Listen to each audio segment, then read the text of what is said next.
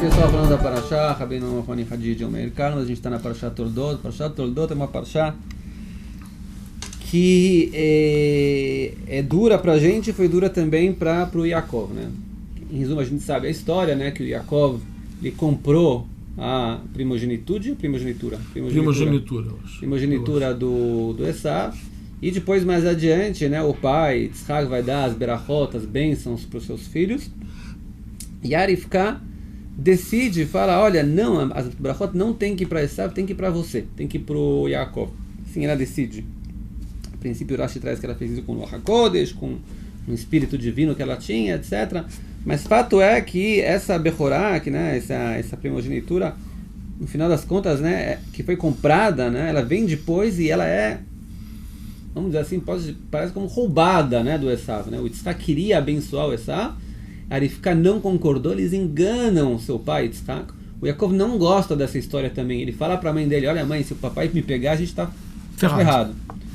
E mesmo assim a mãe fala, não, faz o que eu estou fazendo. E o Yaakov era aquele cara certinho, né, que obrigar ele a fazer uma coisa errada é uma coisa terrível para ele ter que fazer uma coisa dessas. Apesar disso ele faz, ele engana o Esav, né? O Esav fica louco da vida. Se akagdolá umará, né, a Parashá fala, né, um grito alto e amargo ele tirou quando ele percebeu que o Yaakov tinha roubado as bênçãos dele. E depois você, ok, pelo menos no final das contas o Yaakov recebeu as bênçãos, mas fica aquela pergunta sempre, né? Não estou entendendo, né? Tem, em primeiro lugar, como Yitzhak queria dar a bênção para um Esav e não percebeu sobre o que se trata, como a Rivka estava disposta a enganar, né, comprar isso de maneira enganosa, mentir praticamente, né, para pedir para o seu filho minta para o papai, né? Essa história de mentir é sempre uma história muito pesada no judaísmo, né? A gente fala que Hashem Elokechem Emet, nos nomes de Deus é verdade. A verdade é uma coisa básica no judaísmo. De repente a gente encontra aqui comportamentos fora disso nos patriarcas, quando se refere ao destino do povo judeu. Então, como é possível um comportamento desses aparecer justo na Rivka, que era uma mulher tão tzadiká? Por que as coisas rolaram dessa maneira? Sim, eu posso responder de maneira apologética, que apologética significa dizer que não foi feito nada de errado, que é difícil às vezes entender isso, mas muitos comentaristas usam esse tipo de direção, de dizer que Rivka não mentiu. Como é que ela não mentiu? Ela não mentiu no seguinte sentido, que ela foi pela verdade interna dela. Como você mesmo falou, que ela decide que Yaakov é a continuação através de Ruach HaKodesh, então ela seguiu a verdade interna dela do Ruach HaKodesh. Ah, mas ela está enganando o marido. O marido está enganado. O marido está enganado. E porque ele está enganado, tem que agir de uma maneira que seja coerente para o comportamento dele. Vamos pegar um exemplo assim, que uma pessoa está muito doente e você não quer contar para ela uma coisa ruim que aconteceu na família. E você pergunta, cadê onde está o fulano de tal? O fulano de tal, ele está bem, não sei o quê. E por que você está mentindo? Não, você está às vezes escondendo que você não quer causar um dano maior para aquela pessoa. Igual a gente sabe que a pessoa pode mentir para dar Darkei Shalom. Existe um heter que a pessoa pode mentir para quando a paz está em jogo. Como a gente viu na Parashá anterior, né? Que se estuda isso de Akadosh Baruch Hu, do próprio Akadosh Baruch Hu de Hashem, que a Sará falou para os anjos, como pode ser que eu vou dar à luz se o meu marido é velho? E quando ele veio para Avraham, ele falou, a tua mulher falou, como eu posso dar luz se eu sou velha? Mudaram que ele é velho para ela é velha para não criar atrito. Tem várias maneiras de explicar por que pode mentir para a paz. Eu vou falar uma das maneiras. Uma das maneiras é a seguinte. A paz existe no mundo para que a verdade possa existir. A paz é a infraestrutura da verdade. Se tiver paz no mundo, a Shekhinah pode descer para o mundo. O Beit HaMikdash ele é construído quando tem paz no mundo. Templo sagrado. O templo sagrado, quando a paz desce para o mundo. A paz significa que ninguém está em conflito com ninguém. Então, quando não existe conflito, existe harmonia. Isso é propício para que a verdade possa descer para o mundo. Isso tem várias maneiras de explicar. Uma delas é dizer, por exemplo, que quando tem paz no mundo, quer dizer os egos das pessoas estão limitados. Um está tentando entrar na área do outro, um está tentando se mostrar, não sei o que. Então, existe a verdade. Então, a verdade só pode aparecer no mundo quando cada um está na sua e ninguém está entrando na área de ninguém.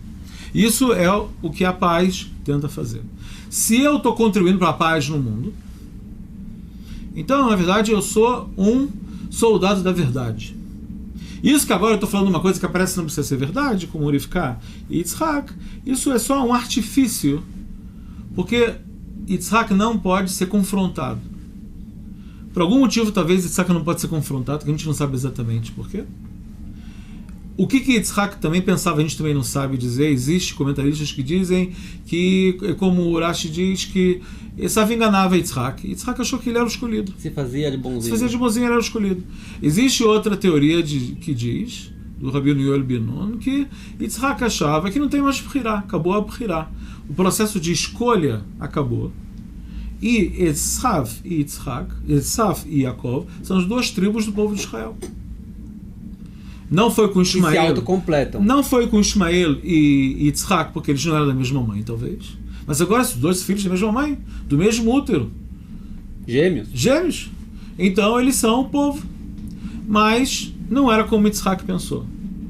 Ao ponto que essa escolha entre eles, mesmo os filhos de Jacó não sabem se essa escolha acabou. Na hora que José é prediletado, pode ser que o processo de escolha não acabou.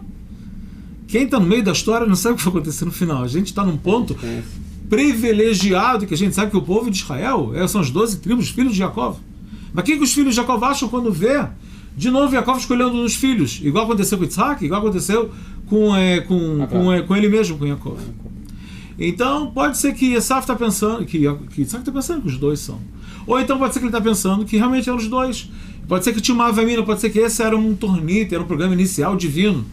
Mas como Esav, ele saiu da questão que a gente fala que pedigree, né, igual cenoura, a gente já falou aqui, que a parte boa está debaixo da terra, que não adianta só o pedigree, não adianta só você ter essa linhagem, você também precisa ser alguém condigno, e Esav não é condigno, pode ser que ele perdeu essa progenitura, ele não é o único que perdeu, Reuven também perdeu a progenitura dele, tanto é que Yudá, que é o quarto filho de Gileá, ele passa a ser o rei de Israel, por coisas que Reuven fez. Reuven não deixou de ser uma tribo, mas perdeu a progenitura. Então a gente vê que isso se perde. Mais ou menos parecida, o Ismael também perdeu sua Ismael também perdeu, é verdade. Vem a ideia junta, né? A continuação do povo de Israel veio junto com a ideia da primogenitura. Sim. Um pouco naquela época o primogênito era também um ponto importante, né, na família. Exato.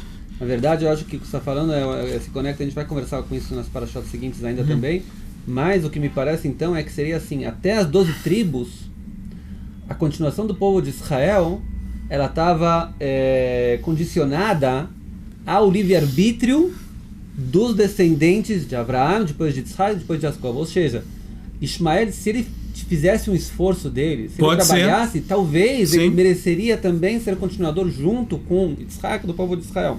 A própria ideia do povo escolhido é uma coisa que aconteceu no mundo que não era o plano A.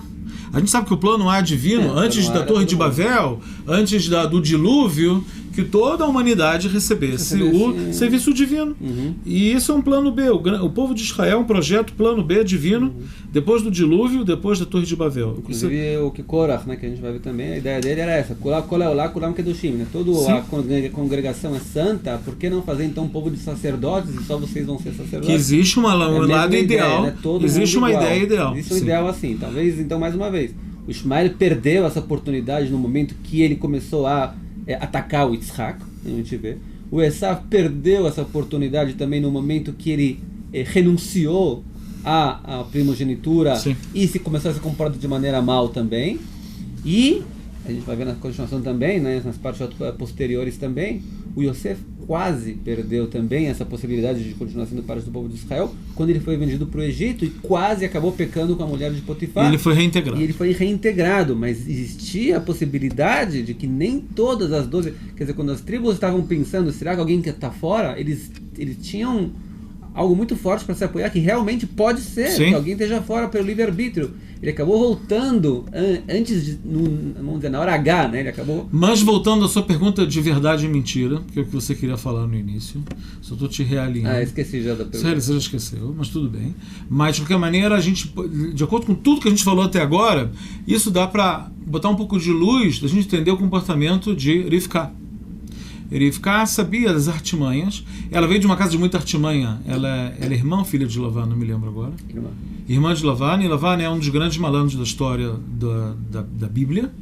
E é um grande enganador. Então chama ela Shoshana Ben Achochim, né? Ela era uma rosa no meio dos espinhos.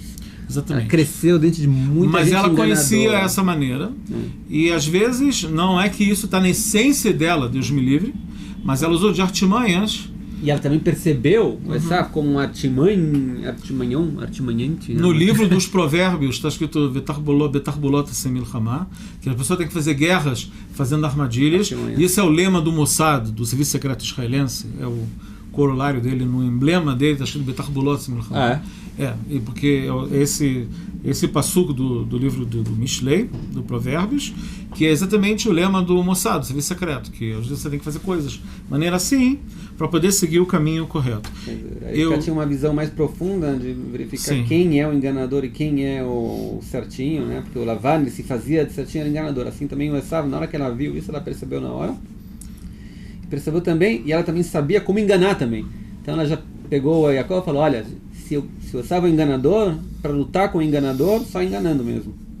Uma vez eu vou contar uma piada boa, que eu acho que dela dá para aprender o que a gente falou aqui, que um bêbado, quando ele bebe bastante, ele anda cambaleando, né? Ele anda assim torto. Agora, num navio, ele anda reto. Porque o navio faz assim, então o contrabando ele acaba andando reto no navio.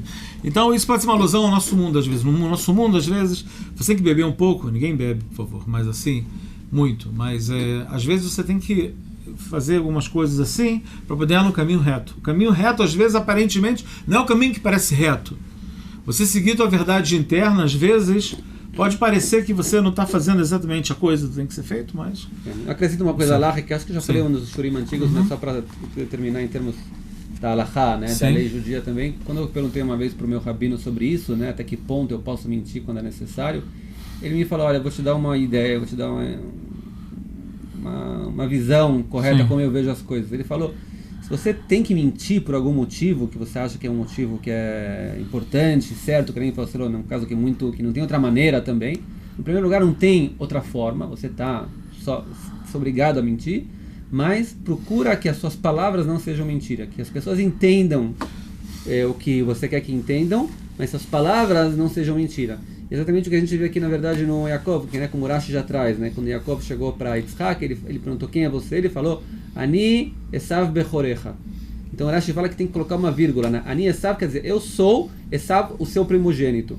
Então tem que colocar a vírgula, não, eu, vírgula, quer dizer, eu sou eu. Esav Bechorecha. Isso dá para você pontuar assim. Esaú é o seu primogênito, como quem dizendo, as palavras se mantiveram ainda na verdade. E só a maneira como deu a entender foi a mentira, na verdade. Eu tenho um amigo, antes de você fechar, eu tenho um amigo que quando ele era jovem, estava no exército, ele perguntou para o rabino dele se ele recebesse um castigo do comandante dele de fazer 20 flexões ou 50 flexões, e o comandante olhasse para o lado, ele podia mentir ou não? O rabino falou para ele que sim, você pode fazer isso. E eu fiquei na época assim, como pode ser que o rabino está falando que ele pode mentir, de não fazer 50 flexões na hora que o comandante estiver olhando para o outro lado? Então, eu entendo assim. Se a pessoa está muito cansada, por exemplo, e falaram para ele para fazer não sei quantas flexões, a pessoa não precisa se ater a uma verdade artificial.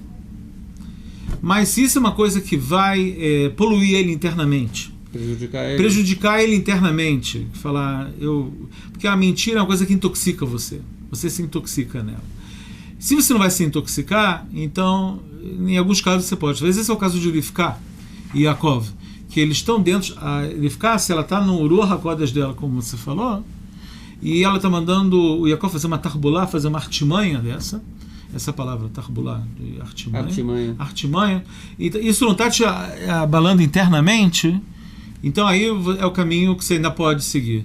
Mas se é uma coisa que você vai se intoxicar com aquilo, que Yaakov vai falar, eu sou o Behor. Se Yaakov talvez se convencesse que ele é o Behor, aí essa história poluiu completamente. Que não é o caso. Que a gente vê que Yaakov não se comporta como um Behor. Tanto é que quando ele vai se encontrar com Esav, ele se curva e ele age como Yaakov, apesar que ele sabe que ele comprou. Ele fala, né? Assim, então a gente vê que é a verdade interna que também tem que ser parte de toda. E talvez a gente nunca sabe se, apesar de todas as permissões que ele teve para mentir, se tudo que ele sofreu depois na casa do Laban, né? Depois que Laban enganou ele tantas vezes, talvez foi um tipo de olho por olho, né? Uma coisa que Deus está devolvendo para ele. Você enganou, veja como é ser enganado também do outro lado, né? Porque, ou seja, às vezes a pessoa faz a coisa certa, mas não quer dizer que nem você falou que ele não se intoxicou. E tem que ser de alguma maneira perceber, né, que se limpar dessa intoxicação de alguma maneira. Eu fui mais apologético que você nesse estilo. Tem a famosa história da Hagav Nagmará, né, daquela cidade que chamava Luz. Conhece a história de Luz, né? Luz é uma cidade que as pessoas aceitaram para si mesmas de não mentir de maneira nenhuma, de nenhuma condição mentir, assim que a Nagmará traz. E se conta que uma vez a condição era que quem entra na cidade tem que jurar que não vai mentir de maneira nenhuma, doa a quem doer. Não existe mentiras aqui na cidade. E a Gemara conta que a força da verdade era tão forte lá naquela cidade que as pessoas não morriam. Porque uma pessoa que mantém a verdade tem aquela continuação de vida, né, que dá para ela. Então, quando as pessoas ficavam muito velhas, a gente já falou na semana passada... Conta a mentirinha. Então, não. Tiravam ela para o lado, para fora da cidade, e aí elas morriam. Porque dentro da cidade existia uma áurea de vida por causa da verdade. E aí conta que chegou uma pessoa na cidade, que foi aceita, uma nova família, né, que foi absorvida na cidade. E uma vez começaram a perceber que alguém na família deles morreu.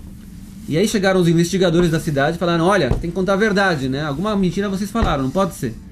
Aí falaram, a verdade é que alguém bateu na porta, perguntou onde estava a minha esposa, e eu não queria falar que ela está tomando banho, porque não é moral falar que ela está, como você fala, não é da modéstia. Não é modéstia falar que ela está tomando banho. Então eu falei, ela está no quarto, ela está não sei aonde, e essa foi a mentira que eu fiz, que é uma mentira que é permitida pela Torá, mas a Gemara quer mostrar que mesmo uma mentira permitida ela intoxica. Ela tem um lado. Então, entendi. Então eu proponho, né, antes das pessoas decidirem para tudo, isso eu preciso, né? A pessoa já faz aquela racionalização, os descontos internos, façam bem as contas, porque verdade, às vezes tem que mentir, tá certo, ela permite, mas que intoxica. Shkoyer. Shabbat Shalom. Shabbat Shalom. Shkoyer.